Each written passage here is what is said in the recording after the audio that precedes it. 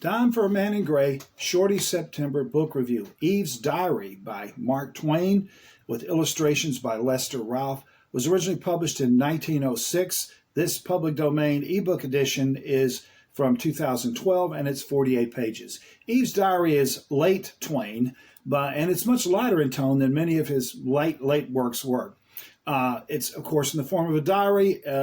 Eve starts keeping a diary the day after she's created, and she turns out to be very enthusiastic, but also very naive. She has a poetic sensibility. She loves the beauty of Eden, the animals and the plants, but she also thinks she can gather the stars by climbing a tree and picking them with her hands, and she gets really sad when the moon sets because she thinks it's fallen and can't get up. When she finally encounters Adam, at first she thinks he's some kind of odd-looking reptile, but when she realizes Adam can talk, she's quite intrigued and follows him around for a while, although he doesn't seem to want her around. But eventually he starts talking to her, but unfortunately all he wants to talk about is agriculture and farming techniques. Adam doesn't have Eve's poetic sensibility, and so she tries to train him. She also discovers the one partner she really can relate to is her own reflection. She sees her reflection and thinks it's her sister, and she spends hours talking to this reflection. The second half of the book skips ahead 40 years. It's after the fall. Adam and Eve are now man and wife. They've had sex, and everything has changed.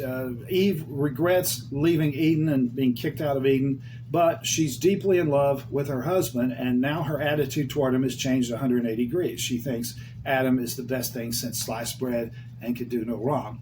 And at the very end of the book, Eve has died, and Adam has just finished burying her, and he writes on her gravestone, "Wherever she was Eden." And some scholars think that Eve's Diary was intended as a tribute to Twain's wife, Libby, who died a year before this story was written. It's, as I said, minor Mark Twain, but it's enjoyable if you're a Twain fan, and you'll certainly enjoy it. And it is funny in a kind of mild way. It's not a laugh out loud funny book, but it is mildly enjoyable, and it's certainly a must read if you're a big Mark Twain fan. Eve's Diary by Mark Twain.